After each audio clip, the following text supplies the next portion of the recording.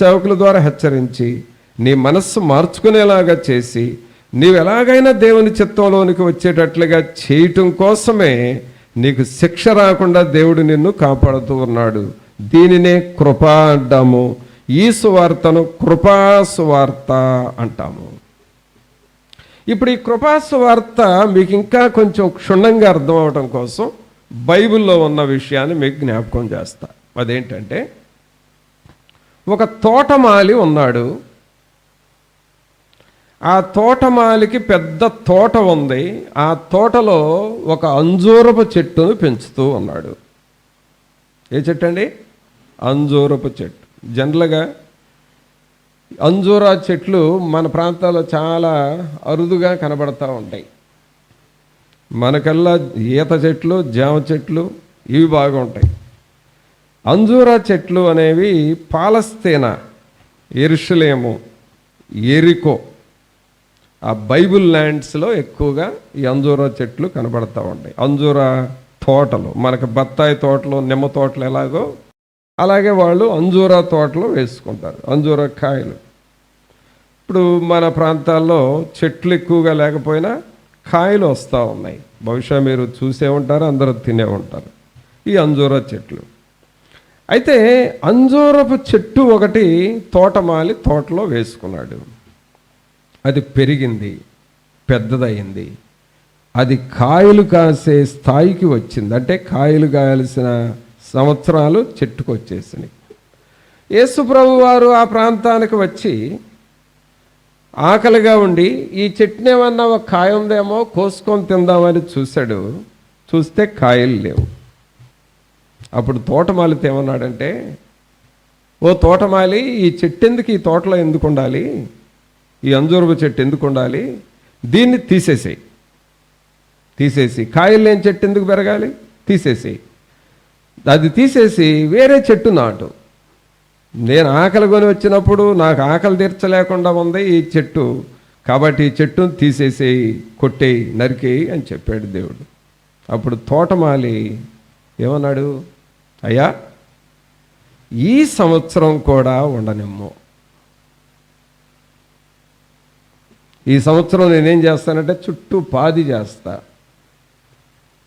ఎరువు పిండి వేస్తా, నీళ్లు పెడతా, ఎప్పటికప్పుడు తగిన జాగ్రత్తలు తీసుకుంటా, వచ్చే సంవత్సరానికి కాపు కాస్తుంది.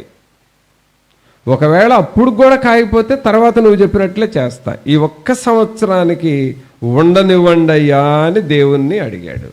దీన్నే కృప అంటాం. అర్థమైందా? అంటే యాక్చువల్గా దేవుడు దాన్ని నరికేయమన్నాడు, కానీ ఈ తోటమాలి ఏమన్నాడు, ఈ సంవత్సరం కూడా ఉండనివ్వయా అని అన్నాడు. దట్ ఈస్ గ్రేస్ పీరియడ్, కృప. కావున ప్రియులారా, ఈ సువార్త ఎప్పుడు కూడా దేవుని దగ్గర మన విషయమై అడుగుతూ ఉంటాడంట. ఏమని అడుగుతూ ఉంటాడంటే, ఈ ఒక్క సంవత్సరానికి కాపాడయ్యా, ఈ ఒక్కసారికి చూడయ్యా, ఈ ఒక్కసారికి సహాయం చేయయ్యా, మీరు కోపగించుకోవద్దయ్యా, సహాయం చేయండి అని అలాగ అడుగుతూ ఉంటాడంట. అడుగుతూ ఉంటే దేవుడు చూసి సరే ఈసారి కూడా ఉండేస్తున్నానులే అని దేవుడు సహాయం చేస్తాడు. దీన్ని ఏమంటామండి? కృపా సువార్త. పిల్లరా, ఇప్పుడు మనం ఏమో ఆలోచన చేసుకోవాలంటే, ఈ కృపా సువార్త దేవుని దగ్గర మన విషయమై ఎన్నిసార్లు రిక్వెస్ట్ చేసిందో చూసుకోండి.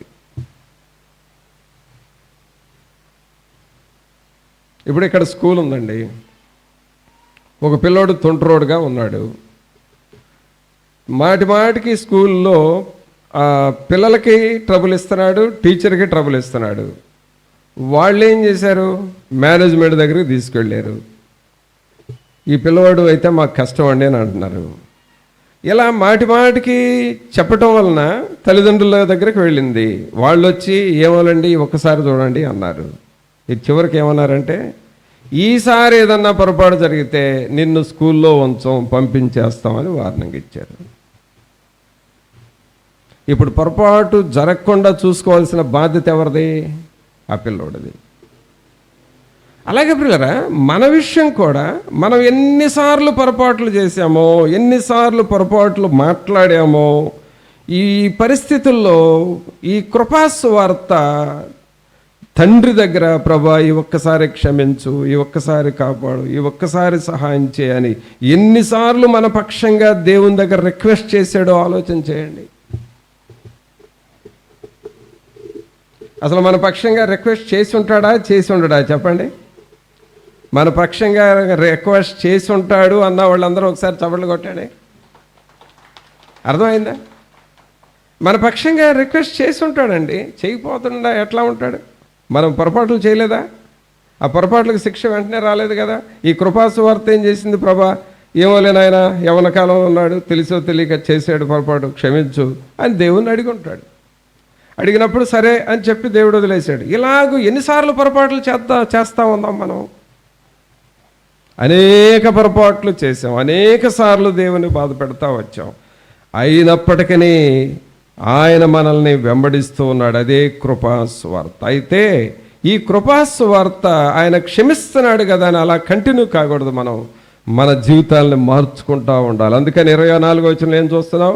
అయితే దేవుని కృపాసువార్తను గూర్చి సాక్ష్యమిచ్చుటయందు నా పరుగును నేను ప్రభువైన యేసు వలన పొందిన పరిచర్యను తుదముట్టింపవలెనని నా ప్రాణమును నాకెంత మాత్రము ప్రియమైనదిగా ఎంచుకొనటలేదు. కాబట్టి ఈ కృపాసువార్త కొరకు నా ప్రాణాన్ని కూడా నేను త్యాగం చేస్తున్నాను అని పౌలు గారు చెప్పాడు.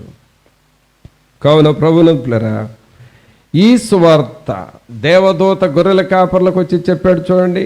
ఇదిగో లోకమంతటికి సంతోషకరమైన సువర్తమానము నేను మీకు తెలియజేయుచున్నాను. ఆ సువర్తమానంలో ఏముందంటే కృప ఉన్నది. అందుకనే ఇది కృపాసువార్త అయినది. ఆ కృపాసువార్తకు మనం లోబడి జీవించాలి. తర్వాత ఈ సువార్తలో ఇంకా ఏముంది అని అంటే, ఈ దేవుని వాక్యములో, దేవుని సువార్తలో ఏముంది అంటే, మొదటిదిగా కృప ఉన్నది. రెండవదిగా ఎఫెసీయులకు రాసిన పత్రిక తీయండి. ఎఫెసీయులకు రాసిన పత్రిక 2వ అధ్యాయము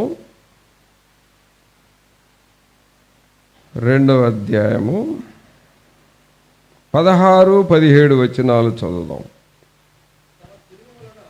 తన సిలువ వలన ఆ ద్వేషమును సంహరించి దాని ద్వారా వీరిద్దరిని ఏక శరీరముగా చేసి దేవునితో సమాధానపరచవలెనని ఎలాగు చేసెను గనుక ఆయనయే మనకు సమాధాన కారకుడై ఉన్నాడు. మరియు ఆయన వచ్చి దూరస్థులైన మీకును సమీపస్థులైన వారికిని సమాధాన సువార్తను ప్రకటించెను. ఆమేన్. ఏ సువార్త అండి? ఈ సువార్త సమాధాన సువార్త. సమాధాన సువార్త అనగా ఈ సువార్త మనకు చేసేది ఏంటంటే సమాధానమును తీసుకొని వస్తుంది.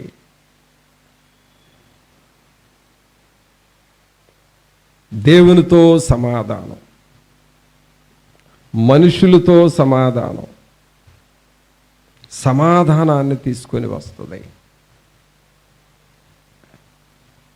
ఒక సమయంలో ఒక కాలేజీలో 2 రాష్ట్రాల ప్రజలు ఉన్నారు. అక్కడ 2 రాష్ట్రాల ప్రజలు. ఉదాహరణకి ఇప్పుడు మనం చెన్నైలో చదువుకునే వాళ్ళల్లో అక్కడ కాలేజీ ఉందంటే ఆంధ్ర వాళ్ళు ఉంటారు, కర్ణాటక వాళ్ళు ఉంటారు, తమిళనాడు వాళ్ళు ఉంటారు. ఒక పెద్ద ఇంజనీరింగ్ కాలేజీ, మెడికల్ కాలేజీ లాంటి వాటిల్లో 2-3 రాష్ట్రాల ప్రజలు చదువుతూ ఉంటారు. ఎక్కడైనా సరే ఒక కాలేజీలో ఒక ఊరోళ్ళే ఉండరు, 2-3 రాష్ట్రాల ప్రజలు చదువుతూ ఉంటారు. అలాంటి కాలేజీలో ఈ స్టేట్ ఫీలింగ్ వచ్చిందంట స్టూడెంట్స్ మధ్య. స్టేట్ ఫీలింగ్, రకరకాల ఫీలింగ్స్ ఈ జనాల్లో. ఏ ఫీలింగ్ లేకపోతే కనీసం బజార్ ఫీలింగ్ అని వస్తుంది. ఆ బజార్ వాళ్ళు మన బజార్ వాళ్ళు అని అంటారు. ఏదో ఒకటి ఉండాలి మనుషులకి ఎప్పుడు. ఆ మైండ్ నిండా ఏదో ఒకటి రగడ, గొడవ, జగడాలు ఏదో ఒకటి ఉండాలి. ఏది లేకపోతే కనీసం ఇంట్లోనన్నా పెట్టాలి సైతాను. ఇంట్లోనన్నా ఏదో ఒకటి చేసేసింది. కాబట్టి రకరకాల ఫీలింగ్స్ తెస్తూ ఉంటుంది. కొన్నిసార్లు లాంగ్వేజ్ ఫీలింగ్, కొన్నిసార్లు స్టేట్ ఫీలింగ్. ఇట్లా ఒక స్టేట్ ఫీలింగ్ వచ్చి మీ రాష్ట్రం వాళ్ళు వేరు, మా రాష్ట్రం వాళ్ళు వేరు అని చెప్పి పెద్ద పోట్లాట అయిపోయి, ఆ పోట్లాట ఎంత స్థాయికి వెళ్ళిందంటే చదువులు దెబ్బతిన్నాయి, క్లాసులు ఆగినాయి, ప్రాక్టికల్స్ ఆగిపోయినాయి. ఇక ఒకళ్ళని ఒకళ్ళు చూసుకుంటుంటే రౌద్రం పెరిగి కొట్టుకునే స్థాయికి వచ్చేసారు. ఏం చేయాలో అర్థం కాక ప్రిన్సిపాల్ ఎంత మెయింటైన్ చేసినా కుదరకపోతే అక్కడ ఒక సహోదరుడు, ప్రార్థనాపరుడైన సహోదరుడు ఉండి, ఏంటి ప్రభా, ఏంటి స్టేట్ ఫీలింగ్ వచ్చి మనుషుల మధ్య కలతలు వచ్చేసినాయి, ఈ పరిస్థితి ఏంటి అని ఏం చేయాలా అని చెప్పి దేవునికి ప్రార్థన చేస్తున్నాడంట. ప్రిన్సిపాల్ ఏమో అనుకున్నాడంటే, ఇందాక నేను ఒక నోటీస్ పంపిస్తారని చెప్పాను చూడండి, 1 నెల రోజులు కాలేజీకి సెలవులు, హాస్టల్ వాళ్ళు కూడా హాస్టల్ ఖాళీ చేసి మీ రాష్ట్రాలకు వెళ్ళిపోండి, 1 నెల రోజుల తర్వాత మేము కాలేజీ పెడితే రండి, లేకపోతే రావద్దని నోటీస్ పంపించాడంట. ఆ పరిస్థితుల్లో అంటే అది పంపడానికి రెడీ చేశాడు నోటీస్. అప్పుడు ఈ యవనస్తుడు ప్రార్థన చేస్తూ దేవుణ్ణి అడిగితే, నువ్వు ప్రార్థన చేయి, నేను సమాధానం ఇస్తాను అని అన్నాడంట. అప్పుడు ఆయన ప్రార్థన చేసి దేవుని దగ్గర మొరపెట్టి, ఏంటి ప్రభా, మరి ఇప్పుడు కాలేజీ 1 నెల రోజులు పోతే చాలా వెనకబడిపోతారు స్టూడెంట్స్, మీరేం చేస్తారో చేయండి అని ప్రార్థన చేస్తే, ఒక స్టేట్లో మెయిన్ లీడర్ ఒక అతను ఉంటాడు కదా, ఇంకొక స్టేట్లో మెయిన్ లీడర్ ఉంటాడు కదా, ఈ ఇద్దరు మెయిన్ లీడర్స్ని ప్రిన్సిపాల్ పిలిపించి ఈ యవనస్తుడు వాళ్ళకి సమాధానం కొరకు ప్రార్థన చేస్తే, వారిద్దరి మధ్య అప్పటిదాకా ఉన్న పగ, ద్వేషం, ఆ రౌద్రం అంతా పోయి, సరే మనం సమాధాన పడదామని ఇద్దరు లీడర్స్ సమాధాన పడ్డారు. వాళ్ళిద్దరు సమాధాన పడగానే వాళ్ళ టీమ్స్ని పిలుచుకొచ్చారు. అబ్బాయి, ఇక మనకి కోపాలు రౌద్రాలతో వద్దు, మనం చదువు కోసం వచ్చాం, చదువుకుందాం అంతే, ఇక మనకు సెలవులు కూడా వద్దని ప్రిన్సిపాల్తో చెబితే, అప్పుడు ప్రిన్సిపాల్ 1 నెల రోజులు నోటీస్, సెలవులు రాని నోటీస్ రాసిన ఆ నోటీస్ని కూడా కొట్టేసి మరలా కాలేజీ కంటిన్యూ అయిపోయింది. కేవలం అది దేవుని వాక్యం అనే సమాధాన సువార్త ద్వారా జరిగిన పని. ప్రియరా, ఈ సువార్త ఏం చేస్తుందంటే నీ ఇంటిలో సమాధానం తీసుకొని వస్తుంది. కొన్ని సమయాల్లో భార్యాభర్తల మధ్య ముఖతీపులు ఉంటాయి, కొన్ని సమయాల్లో తల్లిదండ్రులకు పిల్లలకు ముఖతీపులు. నా క్లాస్మేట్ ఒక అతను ఉన్నాడు,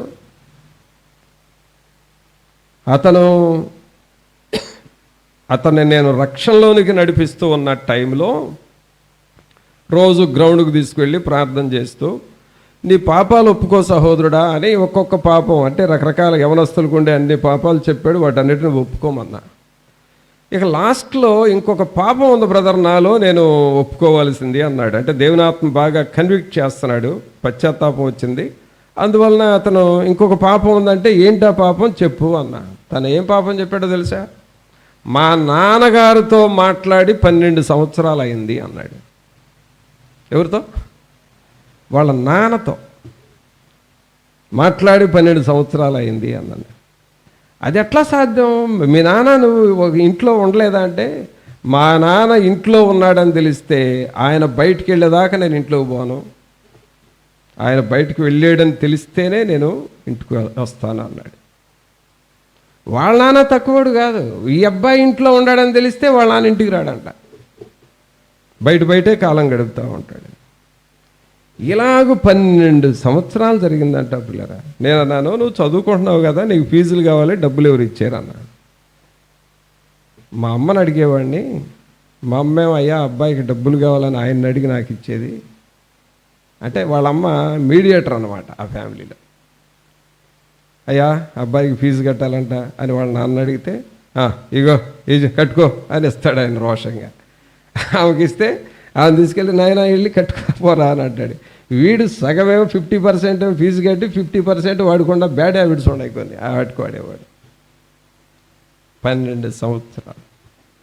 ఇప్పుడే అన్నాను, ఇంతకు నీకు పరలోకం కావాలా వద్దా అన్నా. ఇప్పుడు ఇంత వాక్యం అయిన తర్వాత పరలోకం కావాలి కదా అంటే, మీ నాన్న కాళ్ళ మీద పడాలి అని అన్నా. పడతానయ్యా, నేను వెళ్ళి ఒప్పుకుంటానంటే, వాళ్ళ నాన్న ఇంట్లో ఉన్నప్పుడు వెళ్ళి కాళ్ళ మీద పడి, తండ్రి నేను నిన్ను బాధ పెట్టాను క్షమించని పాపాలు ఒప్పుకున్నాడు తండ్రి దగ్గర. 12 సంవత్సరాల తర్వాత తండ్రి కొడుకు చూసుకోవటం, మాట్లాడుకోవటం, సమాధాన పడటం జరిగింది. ఈయన సమాధానపడి మారు మనసు పొందిన తరువాత వాళ్ళ ఫాదర్ కూడా మారు మనసు పొందాడు. ఇప్పుడు ఆ అబ్బాయి దేవుని సేవ చేస్తున్నాడు. ఈ సువార్త సమాధాన సువార్త. మన ఇంటిలోనికి సమాధానం తీసుకొస్తుంది. ఒకవేళ ఈ ఇంట్లో సమస్యలు ఎట్లా పోతాయా, మా ఇంట్లో ఈ అసమాధానం ఎట్లా పోతుందా అని అనుకోవద్దు. సువార్తని ఇంటిలోనికి సమాధానం తీసుకొని వస్తుంది. భార్యాభర్తల మధ్య ముఖ తీపులున్నా సరే, లేక నీ కుటుంబ సభ్యుల మధ్య నీ బంధువులతో రిలేషన్ సరిగా లేకపోయినా సరే, ప్రార్థన చెయ్యి, వాక్యాన్ని నమ్ము. దేవా మాకు సమాధానం దయచేయని నన్ను అడుగుతా ఉండు, నీకు సమాధానాన్ని ప్రభు ఇస్తాడు. సమాధానం వస్తే నీ హృదయంలోకి ఆనందం వస్తుంది, నీ మనసుకు సంతోషం వస్తుంది, నెమ్మది వస్తుంది, నీకు బలం వస్తుంది. సమాధానము నిన్ను జీవింపచేస్తుంది, నీకు ఉజ్జీవాన్ని ఇస్తుంది. సమాధానం లేకపోతే వెలితుంటుంది, డ్రైనెస్, ఏదో పోగొట్టుకున్నట్టుగా కొరతలు ఉంటాయి. కావున ప్రభునంతులారా, ఈ సువార్త మనకు సమాధానమును తీసుకొని వచ్చే సువార్త, దేవుని వాక్యం. అందుకని ఇక్కడ ఏమని చదువుతున్నాం? 12-17 వచనంలో, మరియు ఆయన వచ్చి దూరస్థులైన మీకును సమీపస్థులైన వారికిని సమాధాన సువార్తను ప్రకటించెను. ఈ సమాధానం అనేది నీ మనస్సులోనికి వచ్చినప్పుడు నీకు తెలియని ఆనందము నీలో ఉంటుంది. హ్యాపీగా ఉంటావు నీవు, ముభావంగా, అలాగే ఏదో పోగొట్టుకున్నట్టుగా దిగాలుగా ఉండవు. సమాధానం నీలో ఉంటే సంతోషము, అలాగే ఆరోగ్యకరంగా నీవు జీవిస్తావు. కావున ఈ సువార్త సమాధానాన్ని ఇస్తుంది, నీకిస్తుంది, నీ మనస్సుకిస్తుంది, నీ ఇంటిలోకి వస్తుంది, నీ ఒంటిలోనికి వస్తుంది, నీవు చేస్తున్న ఏరియా అంతా సమాధానం ఉంటుంది. సమాధాన సువార్త, సమాధాన సువార్త. అందుకనే ఈ సువార్తను అపోస్తుడైన పౌలు గారు ప్రకటిస్తూ ఉన్నాడు. ఈ సువార్త లోకమంతటికి కలుగుబోవు సువర్తమానం నేను తెలియజేస్తున్నానని గాబ్రియేలు దూత గొర్రెల కాపురతో అన్న ఆ సువర్తమానం ఏంటంటే కృపా సువార్త. ఆయన సువార్తలో కృప ఉన్నది, అలాగే సమాధాన సువార్త, ఆ సువార్తలో సమాధానము ఉన్నది. కావున ప్రభునందులారా, మన కుటుంబాలలో ఈ కృప, ఈ సమాధానం మనం అనుభవించాలి. ఇంకా ఈ సువార్తలో ఏముందంటే పౌలు గారు తిమోతికి రాస్తాడు. చూడండి, తిమోతికి రాసిన పత్రిక 1వ అధ్యాయము. తిమోతికి రాసిన పత్రిక 1వ అధ్యాయము 8వ వచనం నుండి చూడండి. అయినను శ్రీమంతుడగు దేవుడు నాకు అప్పగించిన ఆయన మహిమగల సువార్త ప్రకారము ధర్మశాస్త్రం ధర్మ విరోధులకును, అవిధేయులకును, భక్తిహీనులకును, పాపిష్టులకును, అపవిత్రులకును, మతదోషకులకును, పితృహంతకులకును, పితృహంతకులంటే తండ్రిని చంపేవాళ్ళు అన్నమాట. పితృహంతకులను, మాతృహంతలు తల్లిని చంపేవాళ్ళు, నరహంతకులను, వ్యభిచారులను, పురుష సంయోగులకును, మనుష్య చోరులకును, అబద్ధికులకును, అప్రమాణికులకును, హితబోధకు విరోధి అయిన వాడు మరి ఎవడైనను ఉండిన ఎడల అట్టివానికి నియమింపబడెను గాని నీతిమంతునికి నియమింపబడలేదని ఎవడైనా ఎరిగి ధర్మానుకూలముగా దానిని ఉపయోగించిన ఎడల ధర్మశాస్త్రం మేలైనదని మనం ఎరుగుదాము. పిల్లరా, ఈ లిస్ట్ అంతా ఎందుకు చదివించానంటే మీకు